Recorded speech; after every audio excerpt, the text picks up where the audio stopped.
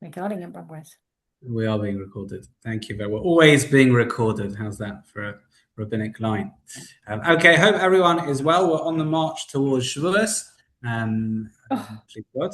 I know. But don't worry, it's only 50-something weeks till Pesach next year, so I'm sure we'll be okay. Okay, so let's share What a the happy screen. chappy. Of course, always. Let's share the screen for we can, unlike recording, which we don't seem to be able to. Okay, here we go, right? Can everyone see this? Yeah. Yeah. Okay, now you can obviously see me as well. So I'm going to make Can't myself have everything. I'm going to shrink, careful. I'm going to shrink myself, both width and length. But you can't see me at all. Yeah, that's better, right? Okay. Okay, right. Let's put myself towards the top of the screen as well, so it's less distracting. Let's go top left. Okay, yalla. So, what were we doing? Where are we holding? What we kind? Okay, so we are towards the end of our reasons for mitzvahs, where we look at individual mitzvahs. After this, we've got general phrases of Chazal. In other words, growth-orientated phrases or motivational phrases and ideas and concepts. We'll get there. And please God, towards after that, we've got the role of Chazal, which is interesting. As the role of the the role of the rabbis, which is actually quite an interesting topic or interesting series. Whatever. So we're heading, please God, we'll get there. I've got a bit of an idea to add an adjunct at some point, which is to learn about the letter of the Rambam, one of my favorites. But we'll get there, please God, when we get there. Okay, so we were learning last week about learning Torah. We were learning about learning Torah. In others, we were doing the mitzvah we were learning about. Often what happens. And we got to a very core source. In fact, we stopped there because it was a case of rushing something which is important. We said we'll carry it on this week. And believe it or not, we are here this week. That's good. So this is the Derech Hashem. Derech Hashem is written by the Ramchal, and he talks about Torah, meaning studying Torah, being the root of divine blessing, and what he calls Shefa. Shefa is a very hard word to translate. It's not for nothing that there are butchers and various food stores called Shefa. You ever encountered something like that? Yeah. So Shefa means to have something in abundance. It's like a bounty. It's a blessing. When you talk about being mashpia in Hebrew, it means to influence. Right? In other words, mashpia means to like push forward and influence and drive things forward. Right? If I'm not mistaken, I might be mistaken, shapa'at in Hebrew, I think is like a runny nose or something like that. Maybe that's totally not true. Anyway, whatever. It's just like flowing. Okay, so says the Ramchal over here, Bichlal hahashpaz. See the second paragraph? Now the first. Bichlal hahashpaz, within the various, we'll call them spiritual blessings, hanishpaos mimenu, that Hashem has kind of given to us, Yisbarach letzorech briosav. Hashem has given us for the sake of His creations. There is one greater than all the others. There's one spiritual bounty and blessing greater than all the others. Shenyana, that its matter, who are yoser yakar, it is more precious, umu'ula, and greater, shekal ma she'ev sheshimat bin inside, greater than anything found in this world. Right? I mean, Tzal means among the creations. V'hainu, and this is shutachlis, it's the purpose of Masha'ef Shashiyimatza bin Imtzos. It's the purpose of that which can be found among creations, which is part of Hashem's own essence, so to speak. Vikar Omala, and its level is greater. It's like as if Hashem's level. What is that?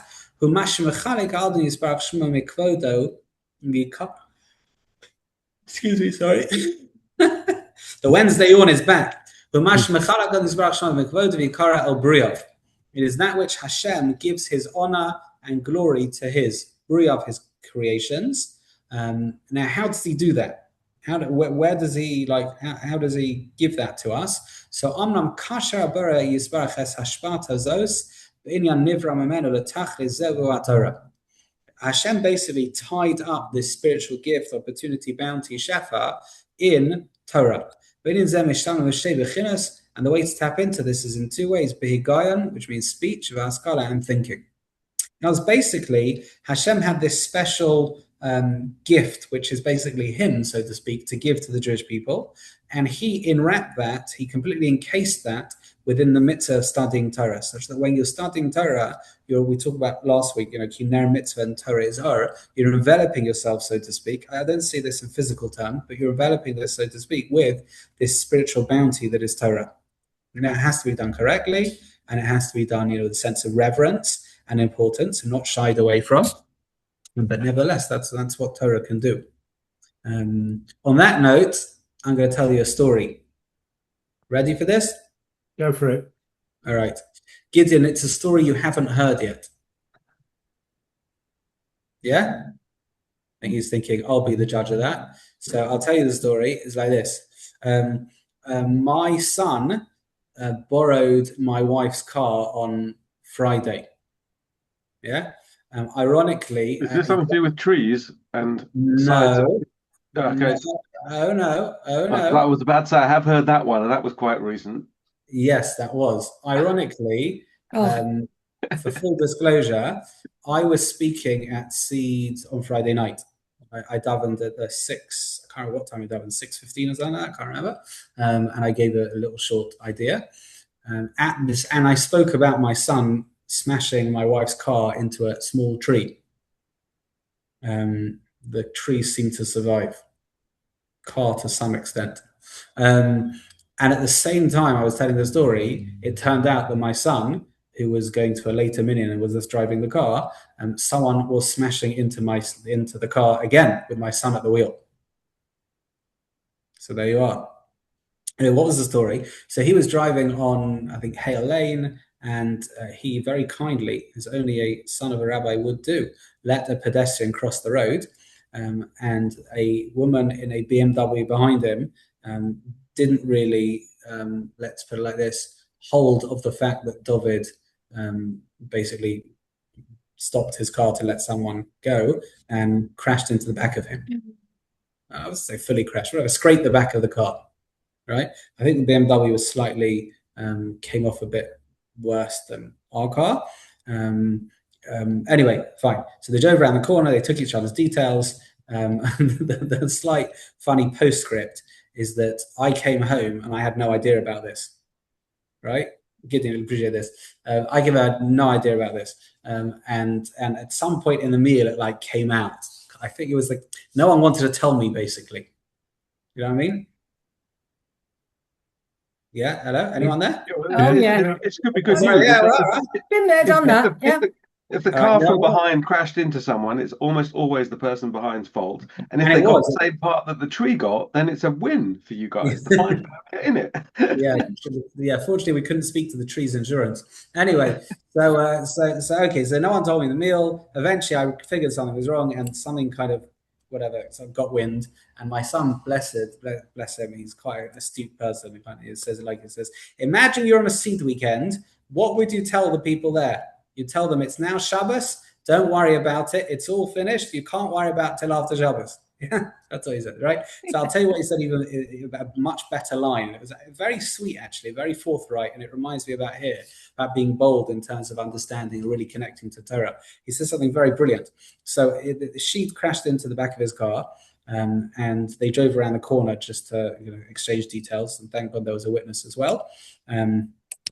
Anyway, so she says to my son, she says, look, first thing in the morning, I'm calling my insurance and we're sorting this out. Yeah. So my son turns around to her and says, look, you're Jewish, right? Yeah. So she said, yeah, actually I am. So he says, and I bet you can tell that I'm Jewish, right? She says, well, yeah. So he says, do me a favor. Yeah. He's an 18-year-old child. Do me a favor. He says, tomorrow or tonight is Shabbat. Yeah. Why don't you wait until Sunday to call the insurance? Yeah. And to her credit, she did. She waited till Sunday, she called the insurance, which is a brilliant ploy if you ever want anyone to calm down. Tell them to wait. But I don't think that was his mind. It was very nice that she listened to him. Anyway, that was that. Why am I saying that again? Because it reminds me of this in terms of being a bit bold and a bit honest and a bit, not afraid. Torah has tremendous shefa bracha. In other words, amazing things and bounty and secrets and opportunities. And sometimes we're a little bit shy to own up to that. As we said last week, Torah has become a little bit of a habit. Like I learn a bit, I study a bit, etc. It's much more than that. It's much more than something. It's much more than something we pick up and put down. Okay, let's go. What are the effects of Torah study on the person? So there's a few really nice sources over here that I'd like to share with you. Number one is as follows: Gemara in Kiddushin Lamed Amud Beis, which says as follows: Kach Amar Kadosh Baruch Hu. Sorry, Kach Kadosh Baruch Hu Amar Yisrael. Hashem says the following to the Jewish people: Banai, my children, Barati Yetzer Hara, I created an evil inclination. I created a part of you that wants to do bad things, that's selfish, that's lazy, all of that. But however, Barati Lo, and I created for it Torah Tavlin. Torah Tavlin means Torah as an antidote, as a remedy. If you study Torah, you're not going to be handed over to the Yetzer Hara. Shneimar, as it says, hello, and Tativ says. Right? You'll basically be able to overcome it. In other words, Hashem not only gave tremendous blessing, etc., in study of Torah, that is the only way to ward off the Yetzer Hara fully successfully. Right? And as that is the remedy, the doctor prescribes the remedy, and you try and kind of, be the clever. Well, I think I can do that. I can actually do this, and maybe that. Right? So that's not going to happen. Right? This is the remedy. Good. Mm-hmm. Okay, nice. Revolba. In Alei Shur, and I'm pretty sure we've discussed Revolba before. If those do not remember, I'm going to quickly do a refresh because fascinating person. So Revolba was born in Germany.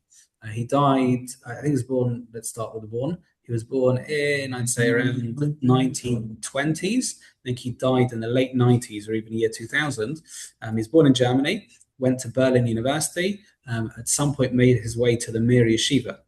Studied there very intensely and seriously. And when the war broke out, the Mir Yeshiva at that point, I think, were in Poland, but had moved to Vilna. He was kicked out because he was a German national. That might have saved his life. And he spent the war years in Sweden trying to organize rescue efforts and caring for war refugees. In fact, not only caring for them, he helped them rebuild their lives afterwards. He set quite a few up in terms of building homes. And he eventually moved to Israel and became the mashgiach in a yeshiva Mir, which is massive, and Be'er Yaakov. It's an amazing person. Anyway, so he has a distinct style of writing and understanding Musa. It's an amazing thing, like a real ethical, I'd say, building blocks of a person. Anyway, so Revolba writes as follows. He writes, this is his book called Alei Shur. The legend has it that he tried to write it anonymously. He just got caught. You know what I mean? Of all the things you can get caught for, writing a book is probably not that bad. Yeah. So he says as follows: Sirei Yisrael, these young Jewish people, shezachu lilmod Torah, that have merited to study Torah, ein lahem lahashtit et limudam al cheshkam b'Torah. You should not base your learning on the fact that you you enjoy studying Torah. It's great to enjoy studying Torah. That might keep us going. But that's not the base. What is the base? The base is the fact that you need to study Torah. I'm going to elaborate on that soon. But he says, B'daras kedum, in the previous generations, Yada Kol Yehudi, everyone knew, Ki ilulehi lo hayachayim. Without Torah, there was no life.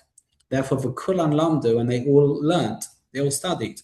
But Doreinu anu, in our generation, rak matei mispar yodim achiv v'hechrech limud Torah.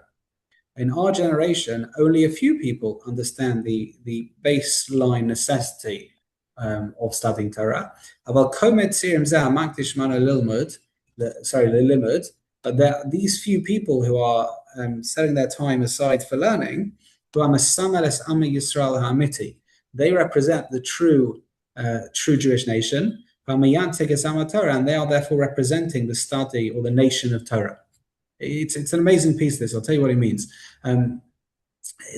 You can base your study of learning on one of two things. You can base your study of Torah, on one of two things.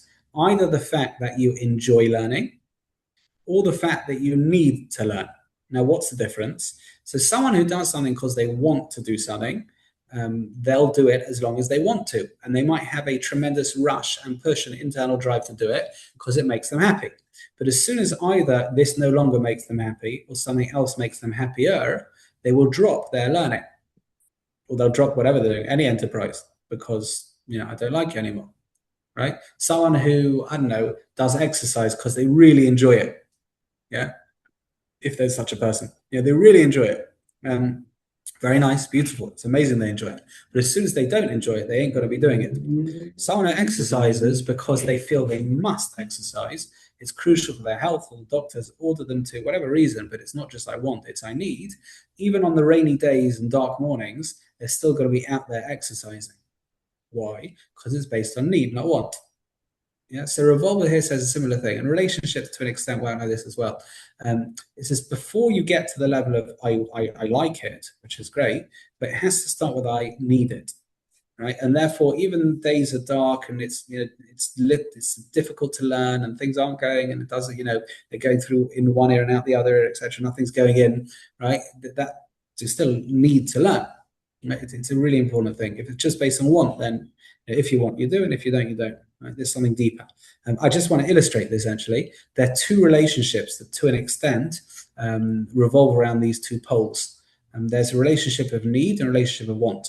So the relationship of need and of necessity is a relationship of parent and child, meaning a parent and child are biologically connected. You can't end that. That just is. That's an existence, right? Whereas a husband and wife relationship is based on, we'd call them want. In others, they've choice, really. It's predicated on choice. They've chosen to be together. If they want, they can choose not to be together. They can end that relationship if they want. But it's based on choice, right? And often, therefore, relationship between husband and wife is, to an extent, a much higher level because they've chosen it. However, it's not based on absolute necessity, right? And it's not based on biological necessity, so to speak. So in the Torah itself, our relationship with Hashem is described in both terms. It's described as father and son. We talk about Avinu, right? And it's described as husband and wife. And now, in what order, though? What came first? In what order? So the first relationship that we're described as is father and son. Moshe says to Pharaoh in Hashem's name, B'ni b'chori Yisrael, my firstborn child Israel, right? Let them go. That's father and son. Only afterwards did the relationship of husband and wife come along, which was the relationship at Matan Torah. We talk about Hashem being the groom and us being the bride, and the various different symbolism within Matan Torah, tablets being like the ksuba and all various other different things. That's the concept. Does that make sense? Yeah. Yeah, that makes sense. So that's a little bit of a look into. Let's stop the share a second. Into the study of Torah. I think we just pointed out last time that the study of Torah gets a bit of a bad billing sometimes. It is much more central than we like it to be. Not that we like it, sorry, than we care to admit sometimes.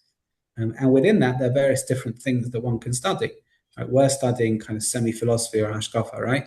There is studying Jewish law, halacha, they're studying chumash, they're studying Gemara. There's like a whole gamut out there, right? There's a whole gamut out there. And the thing that I often say and find, and I think it's another reason that, to an extent, whether it's Anglo jury or communal jury, sometimes suffer in terms of study, is that often our studying is a bit of a spectator sport. Do you know what I mean? In other words, it's the rabbi or the reps and whoever, whatever, leading a class, and everyone is politely nodding, right? Even worse on Zoom. Yeah. For the benefit of the video, they're politely nodding. Which, look, it's amazing commitment-wise, but it's not the same as really, getting yourself, your feet wet, so to speak, and really studying and, voicing opinions and working out what text means. It's like a slightly different world. Do you know what I mean? Yeah, I think it partly depends on the context, but probably also on your own experience of studying. Mm-hmm. So if your studying has been very much teacher led, that's what you expect. Whereas if once you've done some kind of studying where you're more engaged or you're part of the research, whether that's sixth form or university or professional learning or many years later, once you start doing that and your brain becomes more engaged in it, you appreciate it more and want to take part in it.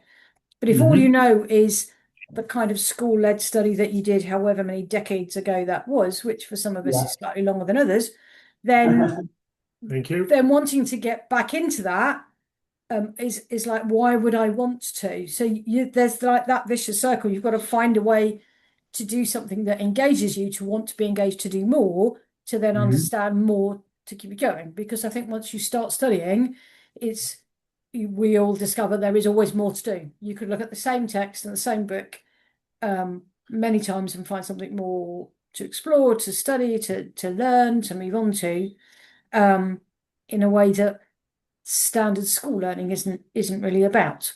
So I think that's a big part of it. And we are all time poor. We have to make time to do these kinds of things. And for many people, that's really, really difficult. Yeah, 100%. 100%. 100%. But I think, God, Gideon, what are you saying? I wanted to ask you something, because I think you introduced the topic of Torah study as being preeminent, maybe, and you mentioned before the idea of how in Anglo Jewry it's sort of the poor man and needs better treatment. But I wanted to ask a challenge question based on, I'm sure there's a Pirkei Avos that talks about doing is more important than learning. So you're like with Nasir Vanishma, you have to do a certain amount of learning in order to know what to do, but doesn't that show a proof that the doing is more important, or maybe most important? Oh, very good. So this was half addressed last week. Half addressed, not fully addressed. There is a debate in the Gemara, you're right, about whether doing is more important. There does seem to be that everyone agrees, and this is why when one learns, not why, whatever. This is part of why when one learns, one does, is if you learn about something and don't put it into practice, you're almost undermining the learning. Right? So there's that element as well. But whether you're doing and learning, again, that's the Gemara. And there does seem to be something big about learning. I think we discussed this briefly last week, that doing doesn't necessarily achieve, basically. Okay, we're going to stop a little bit early here. Next week, please God, we are going to start learning about the Shema. We have 1 week about the Shema, which is nice and interesting, okay? Cool. Thank you very much. Thank you, everyone. Cheers. Bye. Thank you. Bye. See you. Bye.